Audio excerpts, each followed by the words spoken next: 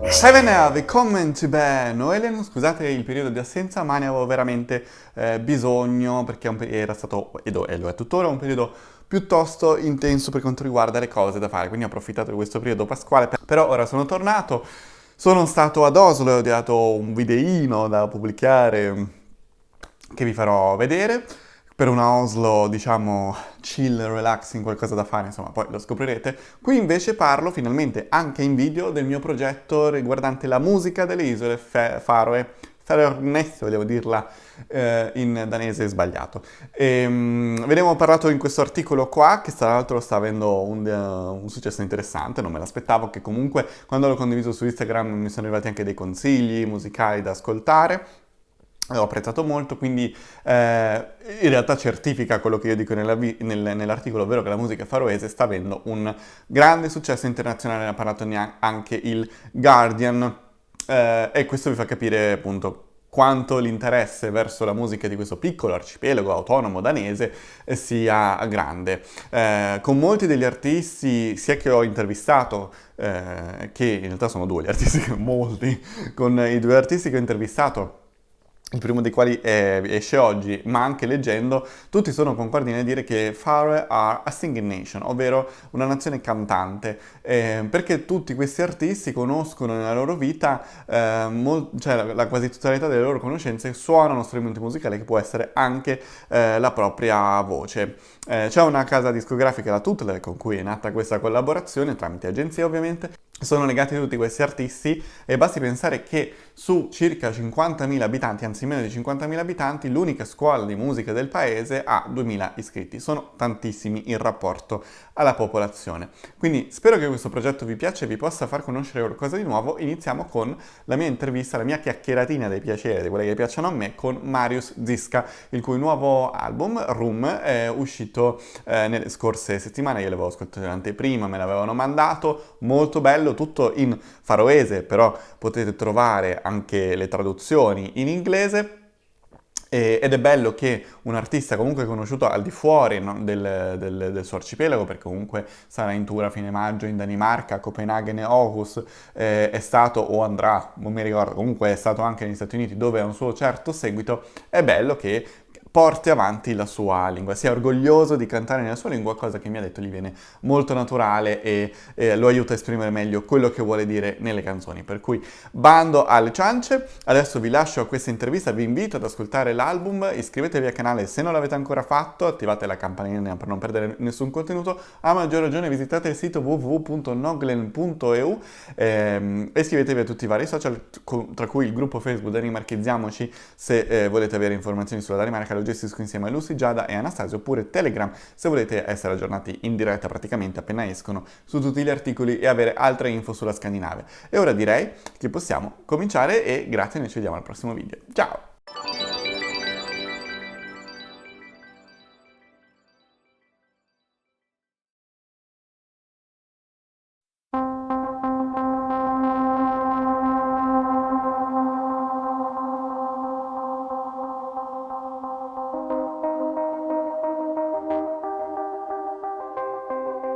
Okkur slåtte med I vårum ånda Sette foten trygt an nødja strånd Hørte gosse flauen fåra växa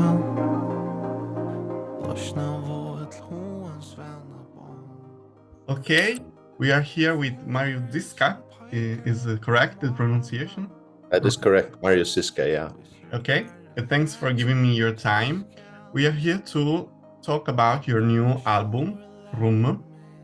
So, in a recent interview to Rock, which I suggest to my Italian public to read, you say that the entire album has been a journey.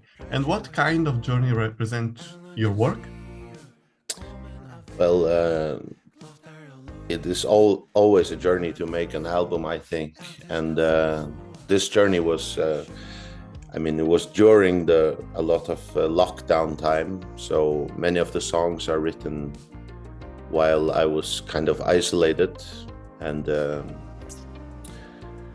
I think it's a very personal journey because you finish one album and that is like a chapter in your life, and you move on to the next chapter, which is this album. And yeah, this journey has been like try to develop the skills that I already have during the second album, and just develop a journey of development and unpredictable things such as yeah, the corona and the lockdown and stuff like that. So that's, and a personal journey as well. So Because you yeah. pass your lockdown there in Tórshavn or in your Oh, hometown. yeah, it's both. Where I'm from is called Søldarfjörður, and that is on another island, but not far from here. It's like 1 hour from here, or actually now it's only half an hour because we have a tunnel, undersea tunnel, which is kind of recent. And so it's a half an hour from here, and it's actually in my childhood home that I have my studio. So I actually went to work one day, and when I was in the studio, my family called me and said they had all tested positive for corona. So I had to stay in the studio and just be there for 2 weeks, I think, or something like that. So I just used a lot of the time. I think I wrote 3 songs to the new album there, which ended up on the album. They started there, so yeah. And talking about your album, your last album, I found amazing the use of old analog synths and other vintage, let's call them, Yeah. instruments. Why this choice, and what kind of atmosphere did you want to give to your work?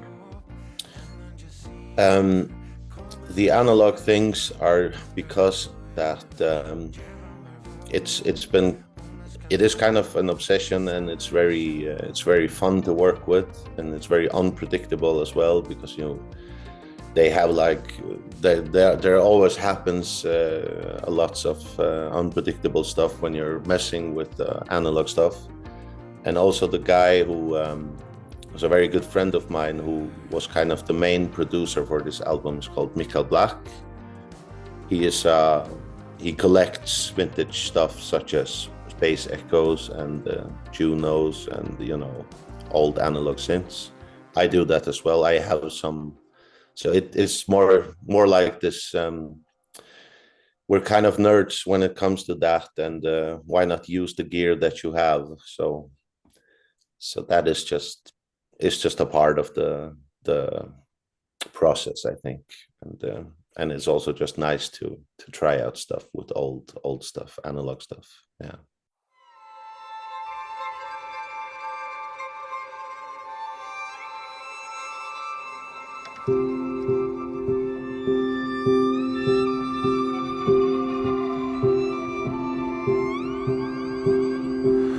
Du varst John Mer ta oi ever fotler au nior bråten hjälten. We just said you're from Faroe. I pronounced them in Danish, but Faroe Islands, yeah. Faroe Islands, but the original name is Foroya. Yeah. Yeah. And how much of your country culture is present in this work, and how your islands influence your music, if they influence? That's a good question. I mean, for example, we only sing in Faroese. I only sing in Faroese on this album, so that's a huge influence. As far as if I'm inspired by Faroe Islands, I think it's kind of hard to say if you're inspired by the Faroe Islands or not. Probably, I mean, everything. I mean, the landscape and the weather and everything plays a huge role in where you're from, and I think you get inspired whether you know it or not. But I really don't know. It's hard to say. But the language is definitely a big one, and I sing in Faroese, so as far as that's, but that's a big thing. But I don't know if it plays any other big role. I mean, the people that play on the records are also from here, so that's also a thing. But yeah, so it comes down to it. Of course, it plays a role in the, yeah. But the Faroese is definitely a singing nation in that way, that if we have like once a year we have Ólavsøka, and that is a huge celebration day for the Faroe Islands, where they celebrate King Olav and stuff like that, and that is like all the really thousands of people gather and sing. So that is like a huge thing, and they always say that Faroe Islands are a singing nation, but I don't know if it's any different than other countries. I don't think there's a much of a difference, but I've been playing music most of my life, so most of the people I know and hang out with play music, so.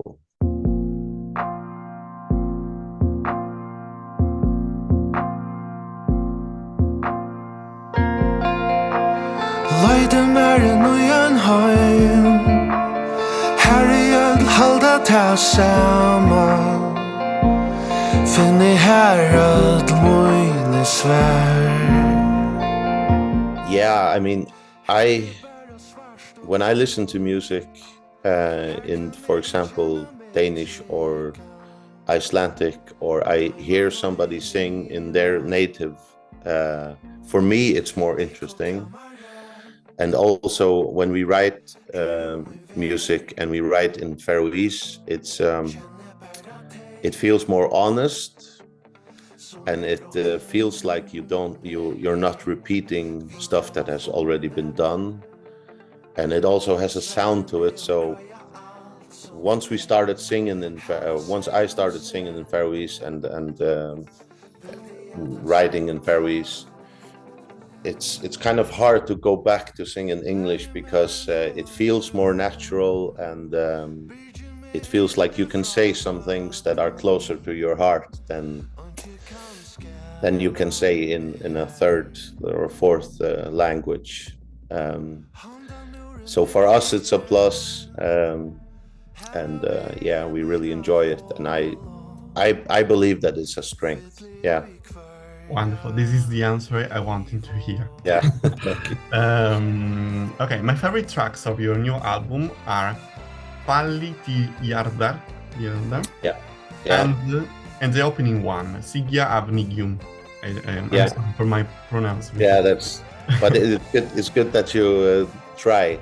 Sujamjon means to see with new eyes, and the Fatletliara is fall to the ground. Yeah. Okay, and I know the opening one, it's your more personal song I read about. Do you want, if you want, to tell me what these songs mean to you? Yeah, there is a guy called Hans-Jakob Kolsloy who writes lyrics, and I make melodies. I'm the main songwriter on this album. Actually, I wrote all the melodies, and I produce a whole lot of the stuff that is on the album, together with another producer. And the way I work is that I make a melody and I sing over it, whatever I feel like, just, words, random words. And then I sent this track to Hans-Jakob, which is the lyricist. And for him, it's a very personal lyric, which is about going through a tough time in his life, and having this person that is very close to him to rescue him from this dark place that he's in, and getting him to see all the stuff around him with new eyes through this person. And yeah, it's a very personal lyric, which is also him struggling with life, basically, with stuff around him, and try to manage to get over to a brighter side. And yeah, So it's kind of a love song, you could say, but also a song about personal struggle. Yeah. Jeg visste omkant og just kvart jeg var kjente. I know you're going to promote your album also in Denmark. Laura said to me. So I invite whoever will see this interview to join your tour. Where in Denmark? Copenhagen or other cities? Where we're gonna play, Mm. or we are. I think they are promoting stuff all around the country through radio and stuff like that. And we're also gonna play in Denmark now in May, 26th and 27th of May. We're gonna play in Copenhagen, 26th, in Hotel Cecil, and we're gonna play in Aarhus the next day after that. And then we also have a tour coming in September in Denmark. And I don't know if you watch or follow the Eurovision Song Contest, maybe? No? Really, I actually haven't seen that show a while. I don't know why. It's just not. I don't have anything against it. I'm not like I hate it or anything. I just haven't been following it. So I asked because for the first time Denmark is represented by a Faroese singer, Riley. Yeah. Maybe you know. Yeah. Yeah, I saw that on the news, and that's cool. That's very nice and a great song as well. I heard that song, but I haven't seen the other songs. And yeah. Okay, so that was my last question. I don't know if you want to ask something about your new album or. No, that's cool. I mean, thank you for making this, and it was a great experience. And I hope people enjoy the album. It's been very cool making this album, and we are very happy about it. And yeah, it's all good.